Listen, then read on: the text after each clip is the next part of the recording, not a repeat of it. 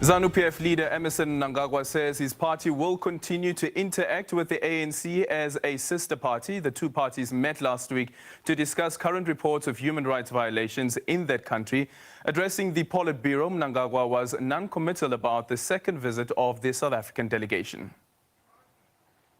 The party received a delegation from our sister party, the ANC. We continue as former liberation movements to share experiences and strategies in view of the ongoing onslaught by our detractors and the neo-colonialists. Such solidarity and exchanges must be strengthened across all the leagues of our parties. As I explained before, the truth must be told that presidential envoys remain presidential envoys from one president to another. Party envoys remain party envoys from one party to another. Those who dream otherwise are allowed in democracy to dream. Meanwhile, the ANC alliance partner, the South African Communist Party, says the leadership in Zimbabwe must be honest with the situation in the country. It's not a sign of weakness to admit that on the part of any ruling party or movement in any country for that matter, or in the region. We know in South Africa that the movement, for instance, the migration from the rest of the SADC region into South Africa, this is not a xenophobic statement, Sophie, it's just describing a reality, is a sign of this crisis. I know of many Zimbabweans who would not like to be in South Africa for that matter. But they are here because they are legitimately, many of them, trying to make a living, make ends meet. In other words, what we are having here are increasingly what one would call economic refugees.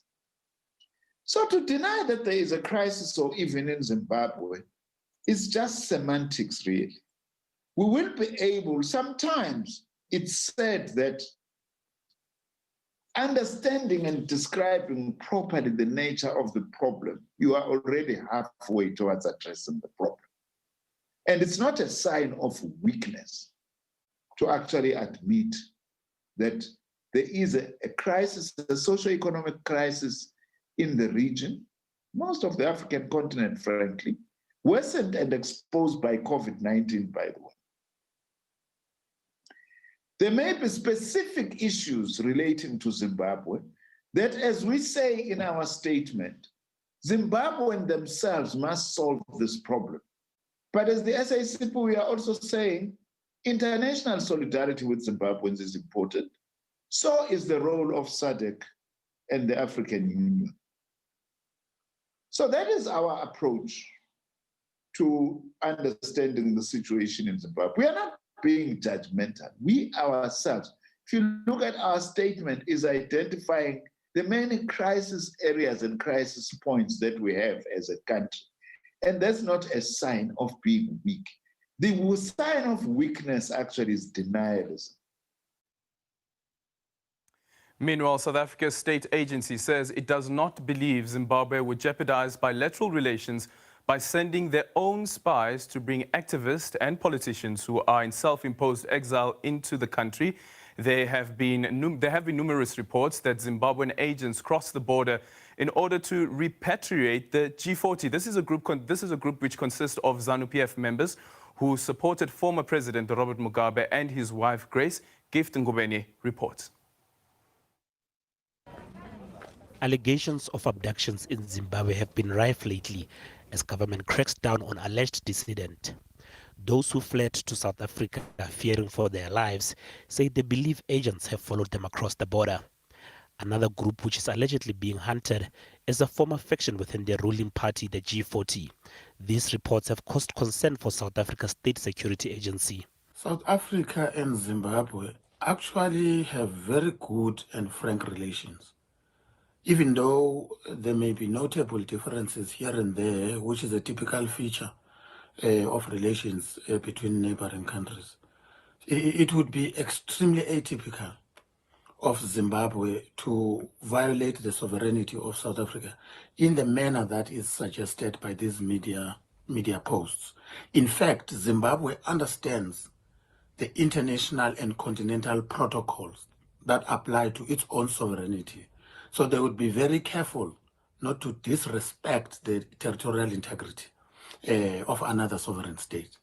The SSA is now also dealing with an alleged threat by Iran. The Middle Eastern country is apparently preparing a revenge attack on United States Ambassador to South Africa, Lana Marks. An Iranian army general was assassinated by a US drone while in Iraq in January. The agency is therefore working with stakeholders inside the country and outside the borders of our country, particularly the US officials. She has accordingly made a commitment that she will be meeting the two ambassadors of the US and of Iran to discuss this matter further, but also to discuss other matters of common interest between these respective countries in South Africa. Because South Africa enjoys cordial diplomatic relations with both countries. So the minister will meet the two ambassadors and they will have a discussion on all of this. The SSA says the report following the investigation is unlikely to be made public. Gifting Ngobeni, SABC News.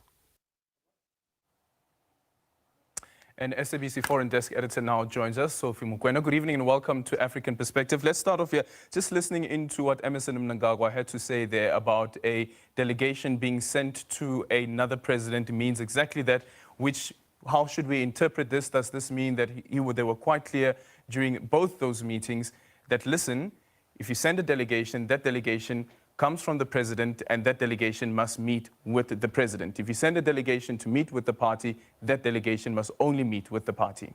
That's exactly what Mnangagwa is saying. He's saying that you can't send the envoy and expect the envoy to meet the opposition or the stakeholders. And therefore, the meeting will be between the envoy and the government of Zimbabwe led by Emmerson Mnangagwa. When you send the political delegation, it will be sister parties. And therefore, the meeting will be between ZANU-PF and the ANC. But if you recall the statement made by the General Secretary, the Secretary General of the ANC upon arrival, and also Tony Ngeni, a member of the NEC who's responsible for peace and security, and Lindiwe Zulu, the International Relations Chair, they also gave an indication that there was no agreement around this issue. If you recall, they said they presented a message that they will come and continue to meet with their counterparts, but they would also want to meet the opposition and stakeholders. But if that doesn't happen, the meeting will definitely take place in South Africa. That speaks to the divisions. So then how should we understand that particular assertion coming from Emmerson Mnangagwa vis-a-vis what the SACP's General Secretary is saying there, about also speaking about international solidarity? Well, clearly SACP is saying we have to discuss the situation of Zimbabwe with earnest and also with honest. And we must ensure that it is a frank discussion. And therefore, you can't deny that there are challenges in Zimbabwe. We know there are economic challenges. We know that the economy is not doing well. And therefore, you add the issue of COVID-19. It's an added problem there. And therefore, people tend to cross the borders. And they cross the border illegally so to come and look for greener pastures in South Africa. But you also have those who have fled the country because they are making allegations that they are being harassed by the security forces in that country. And therefore, South Africa, as we speak, is hosting a number of Zimbabweans. And people are counting up to almost more than 2 million Zimbabweans in South Africa. You add to other countries as well. this is becoming a real burden to South Africa. With COVID-19, the South African government is trying its best to ensure that it is addressing the challenges facing its own citizens. But you'd recall that the Constitutional Court of South Africa has made a ruling that anyone who is in this country, South Africa must look after that particular person. And therefore, whatever measures South Africa is taking to cushion the citizens of this country, they must do the same with the foreign nationals who are here legally or illegally. And therefore, it is becoming a burden to South Africa. I spoke to one senior official in South Africa who told me that when they look at paying people money to ensure that they can survive during COVID-19, they will have to pay all the foreign nationals in South Africa. And therefore, it's going to be very difficult for South Africa. You know that when you look at social media, South Africans are becoming restless because of the challenges they are facing, and some are pointing to a number of foreign nationals in the country. And you know, when South Africa has to deal with issues of xenophobia, it becomes a real problem. Tomorrow, the Human Rights Watch is going, and Amnesty International, they are going to release a report on xenophobia. And I am pretty confident that it is going to be scathing. And these are the issues that South Africa is avoiding. And that is why SACP is saying, yes, you may say there's no problem in Zimbabwe, but there is a problem in South Africa, and Zimbabwe is part of that problem. And all of this is taking place as South Africa continues to chair the African Union. Indeed, but you know that the envoy that President Ramaphosa sent to Zimbabwe, it was at the country level, it wasn't at the AU level. I think he is still interacting with his counterparts as the chair of the AU, and perhaps there will be a mandate to look into Zimbabwe. But for now, Zimbabwe is not on the agenda of the AU, neither is Zimbabwe on the agenda of the Security Council. And the president speaking about some of the achievements. The president speaking about the achievements in terms of combating COVID-19, indeed the numbers are down, but we know that the World Health Organization has given an indication that it is during this time where we have to be really vigilant, because we can experience a second wave, and it will be a problem to control the second wave, because it will not be perhaps small numbers, it will be large numbers, because it will be clusters.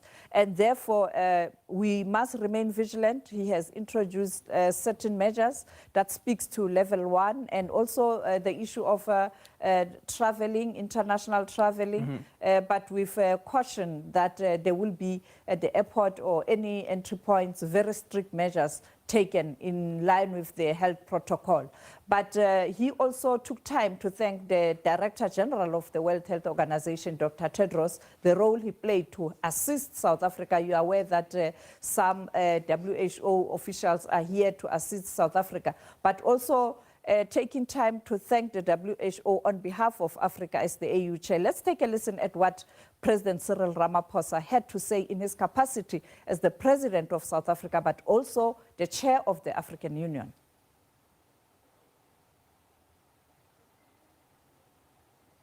Okay, we don't seem to have that clip there from the president as he was speaking about some of the achievements that have been made so far. But also the president faces another tough one this week, and that is heading to the United Nations General Assembly. Yes, the president on Friday is going to participate on one of the virtual meetings of the United Nations. And I think there the message will be clear. The developed nations, please help the developing nations, particularly the G20 and the G7. You know that he has made an appeal that particularly the poorer countries must get help from the rich countries. And we know that the whole United Nations General Assembly this time around is going to focus on COVID-19. I participated in a number of fellowship programs since yesterday from 3 o'clock to 7 in the evening. The main issue here is all around COVID-19, the refugees, the economy and all that. And I think the heads of government and states, they will also look at the issue of COVID-19 with the aim of perhaps sharing ideas in terms of how the world economy can be revived. We had the World Health Organization last week saying that the globe has lost 13 trillion US dollars, and the damage will continue because currently we don't have a vaccine. As long as there's no vaccine, we cannot speak about business as usual. And therefore,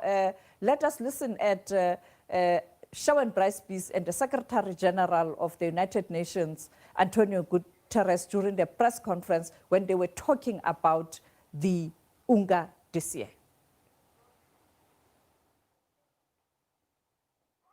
Have you given any greater thought to what this virtual summit will mean for the UN General Assembly's high-level week moving forward? As you well know, this is an annual event that happens in one of the most expensive cities anywhere in the world. The dollar currency is one of the strongest currencies globally. For example, the South African rand, you require 17 rands for $1, which means it's very expensive for large delegations in terms of travel costs, in terms of hotel accommodation, in terms of transportation, security, logistics, and the like.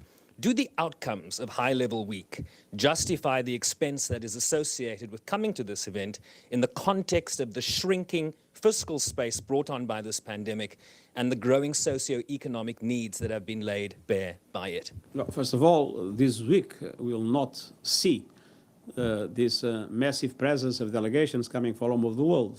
This week will be a week in which the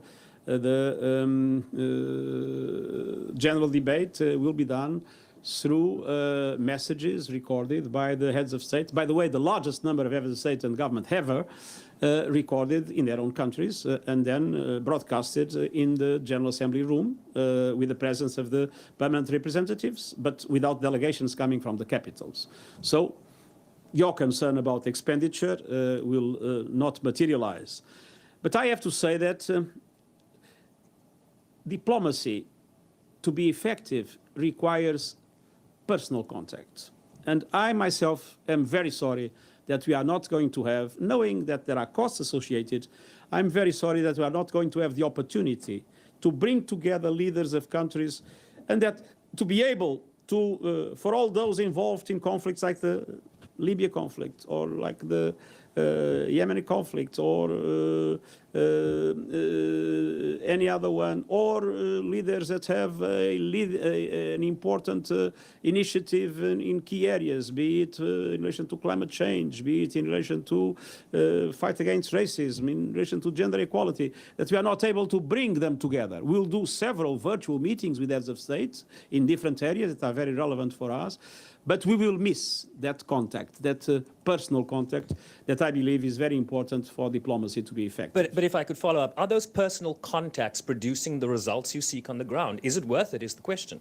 But the truth is that in many situations I have the experience, the personal experience, that problems that had no solution were solved when I had the opportunity to be with both sides and to discuss with them a way forward. This has happened several times, not always, let's be clear, not always, but several times. And I still believe that personal contact is an essential tool in diplomatic efforts. Well, that's the Secretary General of the United Nations, Antonio Guterres, speaking to Sharon Bryce-Pease in New York earlier today, talking about what's likely to happen during the United Nations General Assembly. But I want us to return to that clip where the President took time to thank the World Health Organization in terms of what they have done for South Africa, but also for the continent. Let's take a listen at President Cyril Ramaphosa. This achievement has also been recognized by the World Health Organization, which has been working closely with us to strengthen our response. As we said earlier, they have continued, that is the World Health Organization, to give us advice and have even deployed their top experts to our country. We're grateful for all the support we received from Dr. Tedros Ghebreyesus, the Director General of the World Health Organization, and his colleagues in Geneva, as well as the Africa Centers for Disease Control and Prevention at the AU in Addis Ababa. Although we have made remarkable progress, a number of our people are still getting infected. A number of our people are still getting infected. Therefore, let us all be vigilant. Wear your mask, Wash your hands, keep a social distance, Aldrin.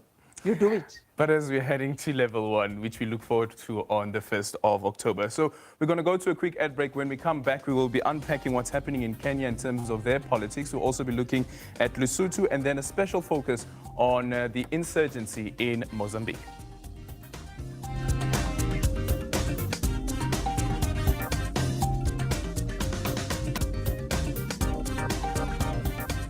Welcome back. You're still watching African Perspective with me, Aldrin Simpier. Tanzania's ruling party, CCM, has reiterated that it has no intention to amend the country's constitution.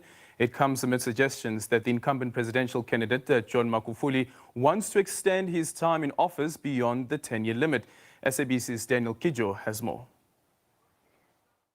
Campaign season continues in Tanzania, with parties going around the country pleading for citizen votes. Speaking at a stop in Chato, President Magufuli's hometown, Dr. Ali Bashiru, who serves as CCM's Secretary General, reiterated that President Magufuli had no intention of extending his leadership beyond 2 terms. Dr. Bashiru said the president is just seeking another 5 years to complete 10 years as other presidents who have done before him. Tanzania's constitution limits the president's rule to 2 consecutive 5-year terms, but there have been calls to amend the law to extend the president's power. There are people who say CCM wants to win many parliamentary seats so as to get the power to change the constitution to force a 3rd term. He has already said, and let me insist again, he only wants to complete his next 5 years, and once he is done with his term, he won't add even 1 second.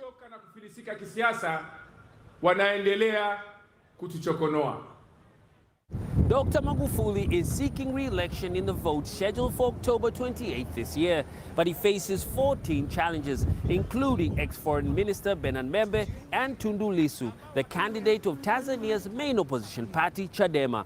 This week, the ruling party started its 2nd round of campaigning. Daniel Kijo, SABC, Dar es Salaam. And continue to focus on elections. Kenya's President Uhuru Kenyatta comes to the last 2 years of his 2nd and final term. His relationship with Deputy President William Ruto is further strained. Kenyatta has formed new political alliances, including with former arch-rival Raila Odinga, leaving out Ruto, who had been touted as his obvious successor. Not one to give up, Ruto has hit the campaign trail, hoping to retain his party's strongholds and to conquer new political frontiers. But without Uhuru's backing, can he win the 2022 presidential race to be Kenya's 5th president? Sarah Kimani has that story. March 2018. After political tensions following a divisive general election, President Uhuru Kenyatta reached out to the Orange Democratic Movement's Raila Odinga. On the day, the two announced their intention to work together. Deputy President William Ruto was missing. That marked the beginning of a new political alliance and the slow end to another, the Jubilee Party, on which President Kenyatta and his deputy Ruto rode on to for their 2nd term in office. We refuse to allow our diversity to kill our nation. We refuse to be the leaders under whose watch Kenya slid into a failed nation. That starting today, we will begin a process of bringing our people together. That we will begin a process of discussing what ails us and what creates division amongst us. The agreement, known in Kenya as the handshake, has reshaped the country's political landscape and increased the jostling for Kenyatta's succession. Launching the BBI. Odinga, with Kenyatta's support, is backing constitutional reforms ahead of the next elections. Among the main proposals in the 9-point reform agenda is reconstituting the governance system and enhancing the decentralization of government services, or devolution. Ruto is, however, not keen on reforms. In his opinion, the reforms under the Building Bridges Initiative, BBI, are aimed at giving the Odinga faction a political advantage over his opponents. The discussion and the conversation and the debate must change. It cannot continue to be about the leaders of Kenya, their positions, their interests, their issues. It must be about the 47 million of us. With the realization that what seemed as a well-laid-out succession agreement between him and his boss is off the table, Ruto has gone all out to the campaign trail. Kenyatta has spoken out against premature election campaigns. This is the deputy president who decided to champion his own political cause devoid of what the president thinks. In that way, you will always have issues of insubordination. And I think that's what happened. And perhaps it's a reason why the president is thinking that maybe the deputy president is too strong for me to work with. And for that reason, I may look for some other people to work with. And so has Raila Odinga, who is raring to try his luck at the ballot a fifth time. Kenyatta has, however, not come out to clearly throw his weight behind a Raila Odinga presidency. Whether he will support the former prime minister for presidency or not, that is the $1,000 question that everybody's asking. More or less $1 million question. Will he be able to support Honorable Raila Odinga? That has been his fierce critic over the years. Knowing the politics of this country and knowing the kind of deficit that is in this country among the politicians, nothing is impossible, and it could be possible that he can support him. But it is also possible that they can disagree before they get to 2022. For now, the centre is still holding, although, unlike in the past, rarely are the two seen together in public. And Kenyatta seems to rely on Odinga for a political ear more than he does with his deputy, raising fears that the bromance is gone and the two may soon part ways. He's an elected deputy president, is not an appointed vice president. And for that reason, he's guarded by the Constitution for that matter. And as a result, it is very difficult. Unless there's a Constitution, unless Parliament gets into it, and unless there's an impeachment of the office and the person holding the office of the deputy president, it's very difficult for you to say, I've fired you and go home. Heightening political tensions in the East African nation 2 years before Kenyatta's term comes to an end. Sarah Kimani, SABC News in Nairobi, Kenya. Lesotho's members of parliament have been capacitated with crucial skills on crisis communication during the COVID-19 pandemic. As transmission levels begin to fall and the need to reignite the economy becomes critical, many regional countries will be easing international travel restrictions, which means managing a second wave of the coronavirus will be vital. The novel coronavirus has disrupted lives and left many African countries into economic depression. With countries easing down on travel restrictions, these members of parliament are having to learn new communication skills in time of crisis. The SADC Parliamentary Forum, in partnership with its sister parliaments, like in Lesotho, is actively involved in promoting SRHR for the people in the SADC region, especially women, girls, juveniles, key populations, and vulnerable groups. The project focuses on strengthening legislative jurisdiction in partnership with CSOs in selected countries, and Lesotho being among them. I think there are about 14. As the pandemic shows the signs of slowing down in Africa, it is now critical to strengthen the quality of messages cascading down to citizens to be more vigilant as they return to normal economic activity. They are empowering us as members of parliament to be able to go and talk to the communities on the fact that there's going to be high risk because now there's going to be a lot of movement. There are a lot of infections in South Africa as well as in Lesotho, and the movement will cause a lot of risk. In that risk, it's how do you control the risk? No, they are teaching us to say you have to educate your people of the fact that this COVID-19 is there. It's going to be there. What you need to do is to care for yourself, take precautions, make sure that you do what the WHO needs you to do. So it means to us as two countries is saying intensify your testing programs, sit together, find out the way of working together as two countries to be able to say, if my people are going to travel to your country, they must be COVID-free. Because if we don't do that, there's going to be a lot of infections. Much as the borders are being open, but you have to be particular about the risk. And in that risk, we have to make sure that we control such risks. And without necessary controls and adequate human resources, some members express worry. My biggest concern, as we have been told by the scientists, that we should expect a second wave of COVID-19. So we should make sure that now our preparedness should be optimal, because now we are aware of this. It cannot be the same as the first one, because we are not even aware. We are panicking. We end up doing things which are unnecessary. But now I think we have to sit down and make a good plans to really advocate for this and make sure that our preparedness is we are ready, we are prepared for everything, so that we can be able to manage this serial killer. There's a high possibility that the borders are going to reopen. South Africa is proposing to open the borders.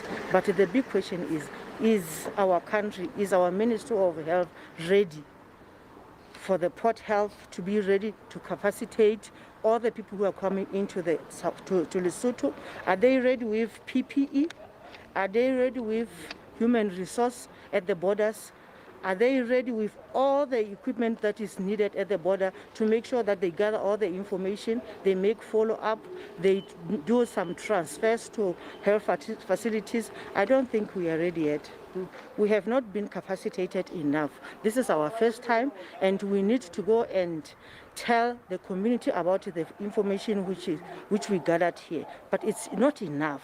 That is why you heard that some members of parliament here, they requested that the Minister of Health and other moderators, they should go to parliament and make a presentation to all the members of parliament as a group, because this is news to us. This is our first time we come to such a workshop. This workshop has been able to tackle even some of the complex cases of domestic violence, of which Lesotho does not have a specific law to deal with, thus giving the perpetrators much room to manipulate the law. So with the absence of Domestic Violence Act in the country, we have seen a lot and lots of femicide cases during COVID. We have seen a number of domestic violence cases happening, which in most cases were not dealt with adequately, such that even the police, as we speak, are overwhelmed because the cases were increasing or are increasing from time to time. So the absence of the Domestic Violence Act in Lesotho has created quite a very huge challenge in as far as dealing directly with the cases that are concerned. So, for example, like I indicated, that we have a number of femicide cases. Those are not taken as femicide as I'm speaking. They are taken as murder, and that's it. As what contributed to such a case being a murder case is no more considered. As Africa slowly returns to a new normal, the COVID-19 remains a threat with a possibility of a new wave of reinfection. And until a vaccine is readily available, robust and vigilant measures will have to remain in place for the foreseeable future. Rapelang Khatebe, SABC News, Masego, Lesotho.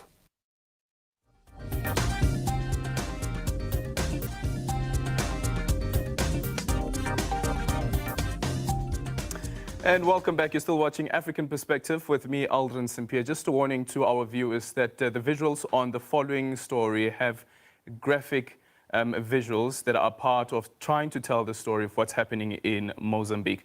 So Mozambique's military has condemned as horrifying footage that has emerged on Monday of men in military uniform beating and executing a naked woman, unarmed as well. But rights group Amnesty International says it is not the first time allegations of such abuses have emerged.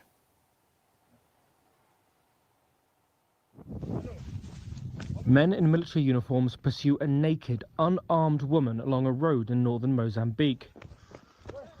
They beat her with a stick before shooting her in the back as she tries to flee. Mozambique's army has called the footage above all condemnable. But David Massigné from rights group Amnesty International says it's not the first such allegation against the military. That this kind of evidence has come out is significant in the sense that it fits perfectly with all the evidence and the allegations that we have seen. Mozambique's defense and security forces went on to say it does not agree with any barbaric act that substantiates the violation of human rights. It did not specifically deny that government soldiers were responsible, but also called for the video's authenticity to be investigated. Amnesty's Matsinye says they've ascertained it was shared privately on September the 7th. In the video, the soldiers taunt the woman as Al-Shabaab, the local term for an Islamist group operating in the area, and Matsinye said a number of factors suggest the perpetrators could be government soldiers. The guns they are using, what they are saying, the languages they are speaking, and the location where these events are taking place, the outfit of the soldiers, all point in the direction of the armed forces of Mozambique. After a recent escalation in the insurgency in an area that is home to gas projects by oil majors such as Total, the security forces responded.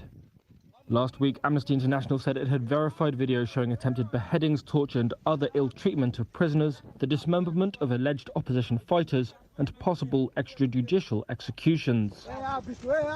The government dismissed those allegations, saying insurgents regularly impersonated soldiers in an attempt to confuse national and international opinion.